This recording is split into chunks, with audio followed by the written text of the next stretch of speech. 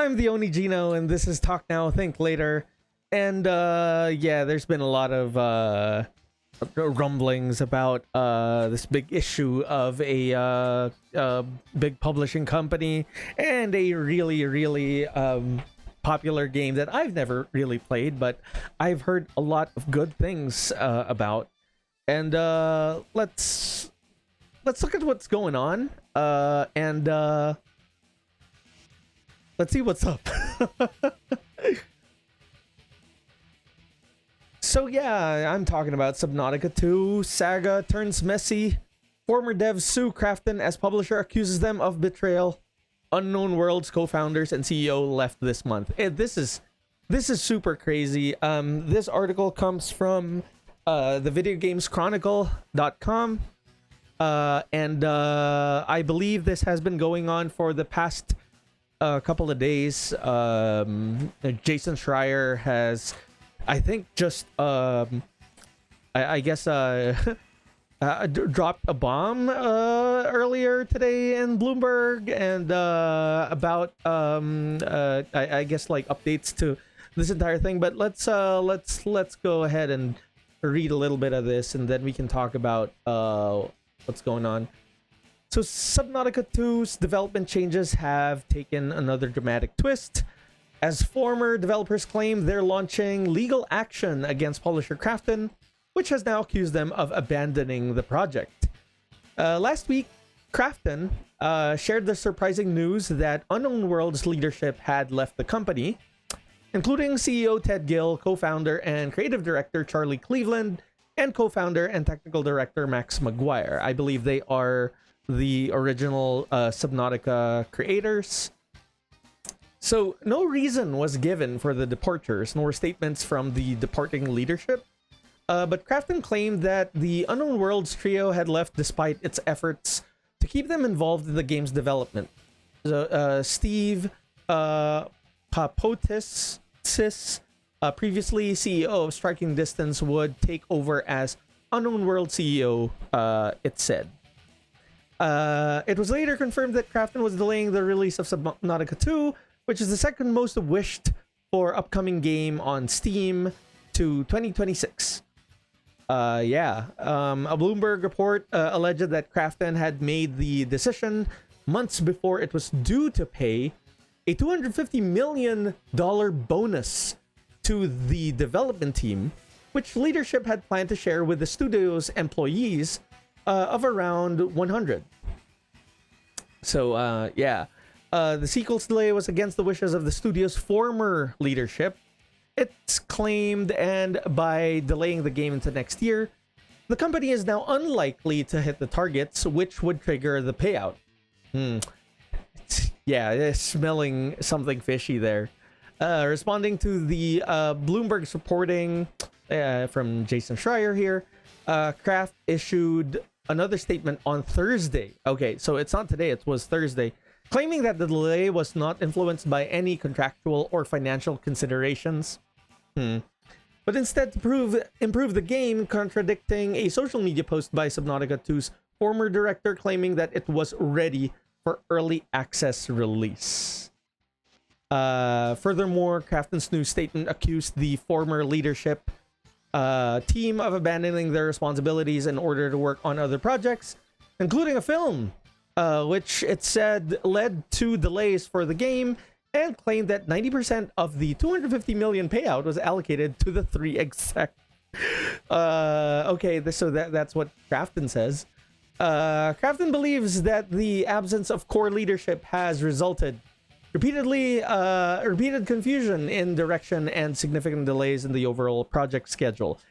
It said, so the current early access version also falls short in terms of content volume. We are deeply disappointed by the former leadership's conduct, and above all, we feel a profound sense of betrayal by their failure to honor the trust placed in them by our fans. These words.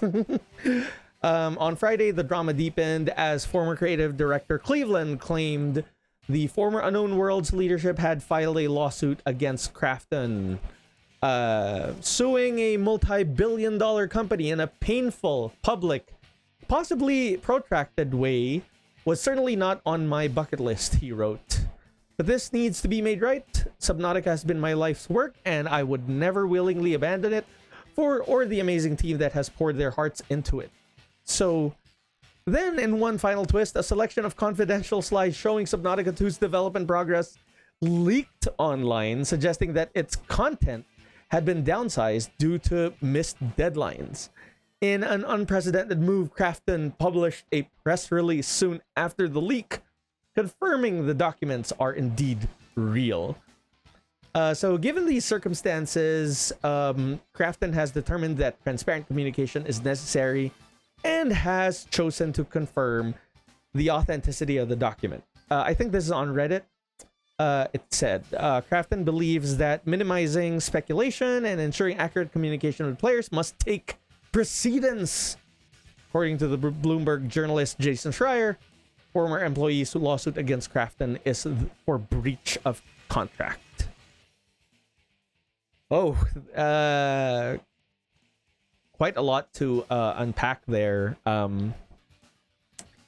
Okay, let's look at the. I guess let's look at the overall like I guess like time frame of this. So they fired the three guys who were originally the makers of Subnautica because of reasons. And then basically early access was pushed from late 2025 to 2026. Then there's that bonus controversy of a $250 million developer bonus. Basically, if they could push out an early access version of that game in 2025. Now they basically retracted that because one camp is saying that the early access is not ready because of how much in-game stuff is available, versus another camp, which was the three CEOs who had left the company, has said that it was ready to go. And then I believe that somewhere along the lines that Krafton started saying that like, the $250 million bonus was just gonna go to the execs anyway, like 90% of it, and then for the 10% it's gonna go to the developers, and I mean to the rest of the 100 team members. And I feel like for someone who would say that in the middle of all this fiasco is like kind of grabbing for anything to I guess like stick it to the man type of strategy. But really, it's all these two entities who are fighting are basically the men, executives and like big corpos and stuff. So the three guys have lawsuits now against Krafton. Then there's, I guess, like expectedly, fan outrage because of I guess the originals, being treated that way. It's kind of tough to trust a product, especially when it's very much tied to the name of its creators, right? Like I don't know. For example, like Mario products or video games that like Ubisoft made. I mean, they had to do a lot of marketing on that. They had to show Miyamoto actually like holding a bullet bill gun, in E3, just for people to kind of accept the possibility that, hey, maybe another different studio other than Nintendo could probably make a good game. And but there was a lot of moves with that. The very sour divorce of Kojima and Konami,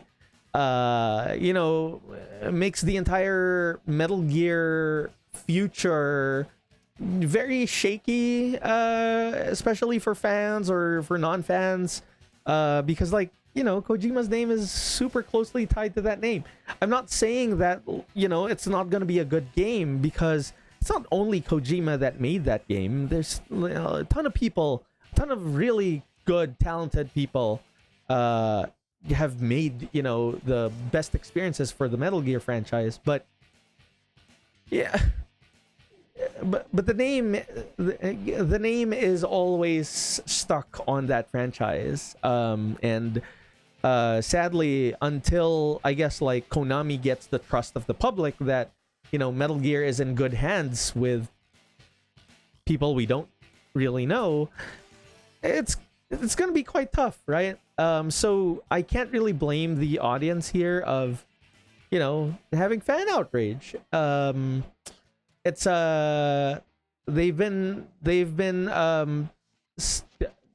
sounding off on Reddit and Steam, and it from a very far vantage point, it really just looks like Krafton just dodging the payout of $250 million. The situation, though, is a little weird now, because of all this vagueness around the idea of bonuses based on hitting a deadline, an arbitrary, you know, number on the calendar. I'll get to that in a little bit, but like, let's just finish off this timeline here. Yeah, so there's fan outrage. Of course, the gameplay direction has been now criticized. Like, I guess a lot of people are now questioning the decisions of what Subnautica 2 has been exposing to the public, of how the gameplay is, because everyone's just, of course, comparing it to Subnautica 1. Yeah, and of course, we're back onto, you know, just the opportunists, you know, blaming all of this in the whole like forced DEI design choices of video games, and we'll save that for another discussion.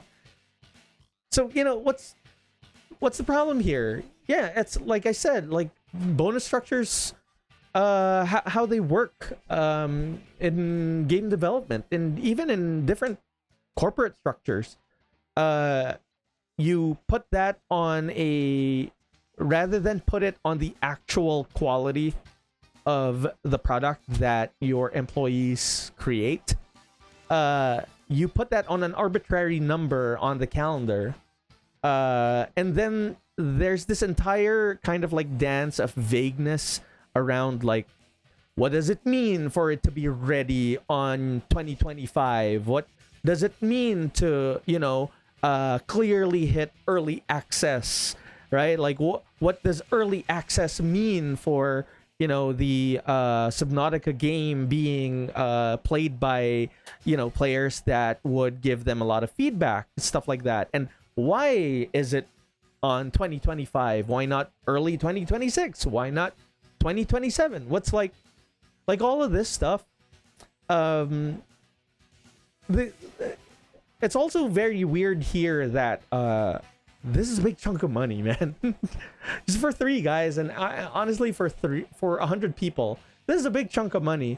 And to not have very explicit contracts and agreements, you know, and lawyers around this amount of money, I feel like it's just calling for a disaster at some point. You know, this is just a car crash that's gonna happen sometime.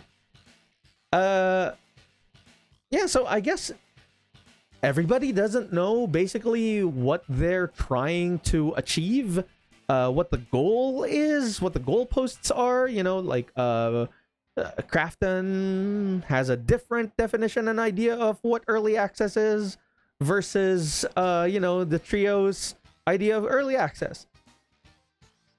That's exactly where they are now. You know, that's exactly the he said, she said argument is coming from. Krafton saying, oh, yeah, the volume of this stuff is not enough. But the trio saying, no, we hit the early access on 2025, but they don't want to pay us out. It's this is all really tricky, and why would you even start, like, why would you even start the incentive of a vague bonus, payout of such a huge thing? And what is this, a word, your word, my word kind of thing? They spit on their palms and then they shake hands and then do the pinky swear for $250 million.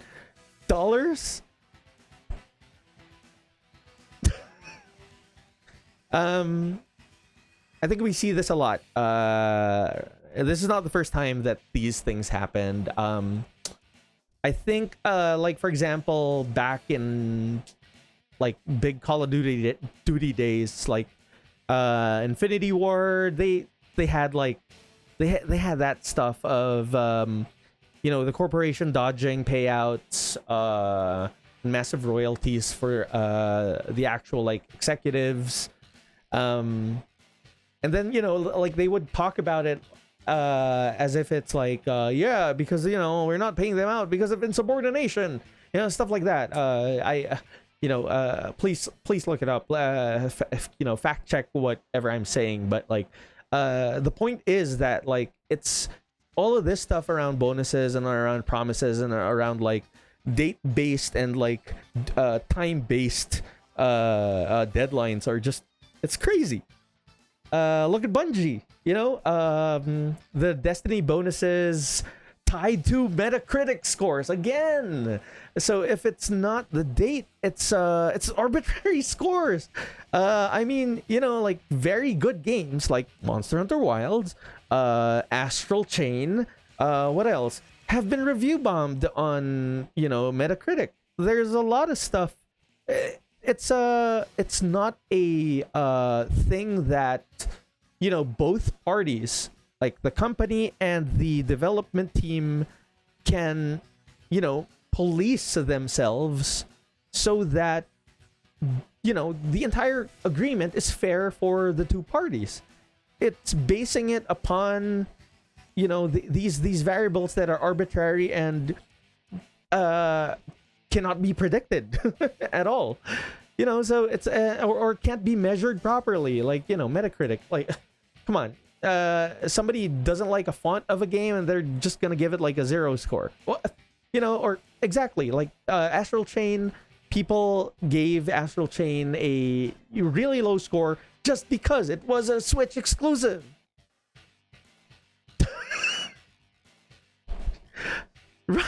Right? Like, there's so many other exclusives.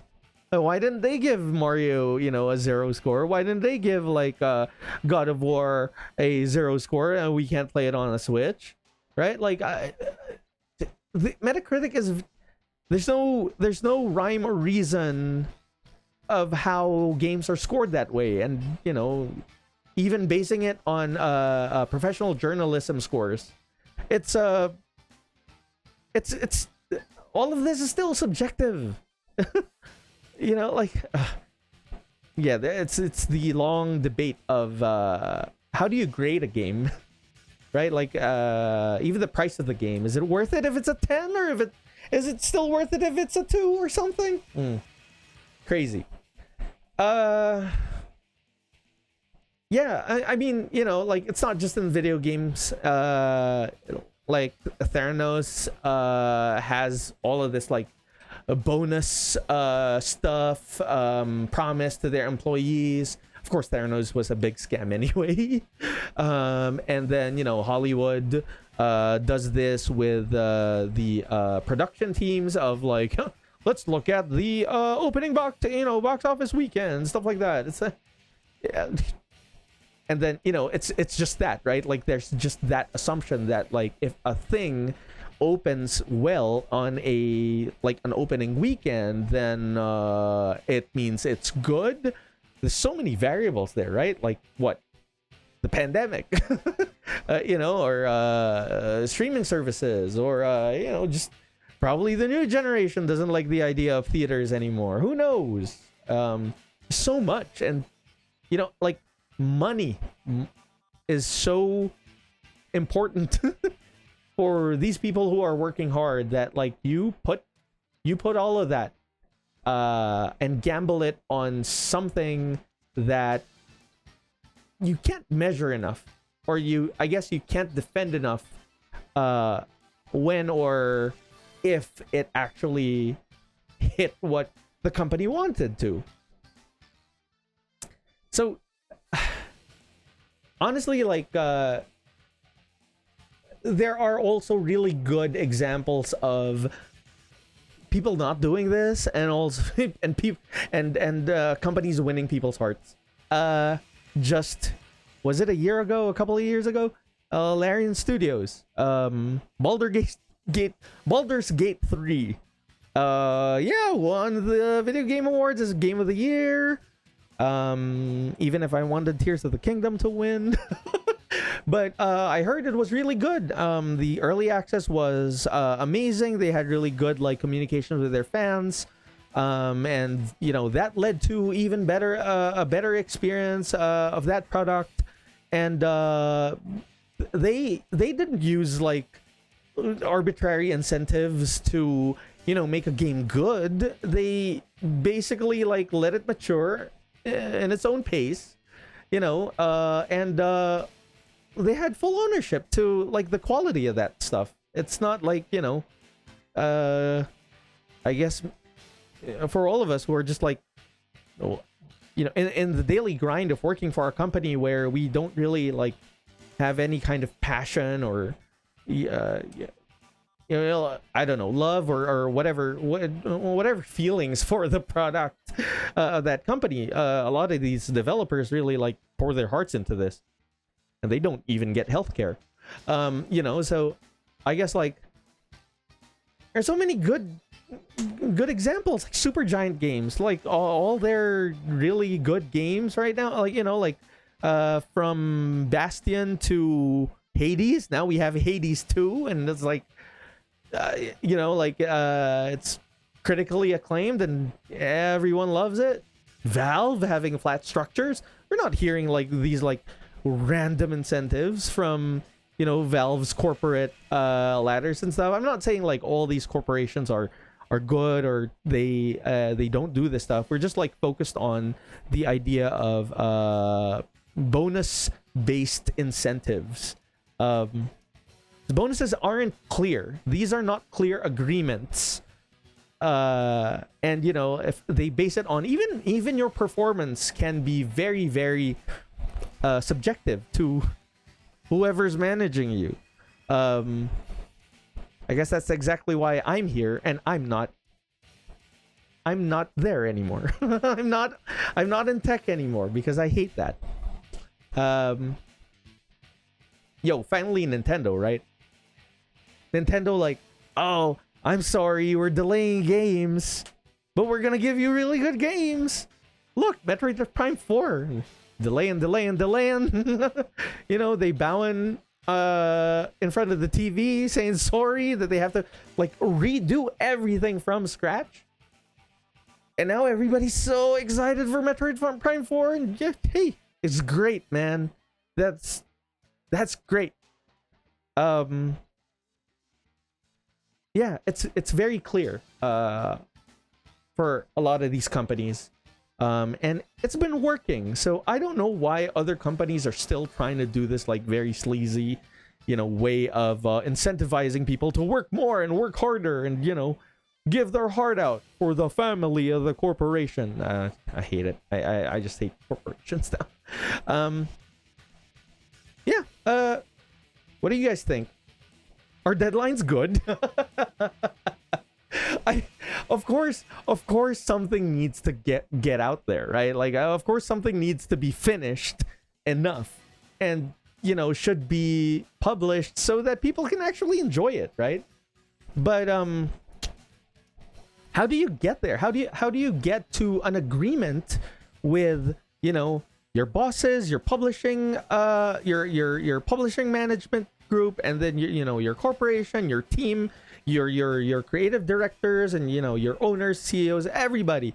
And also how do you kind of get this like kind of get an agreement from the fans, right? Like you show something, you're not gonna please everybody, but at least like Metroid Prime 4 said like 2025, right? Like, or something like that.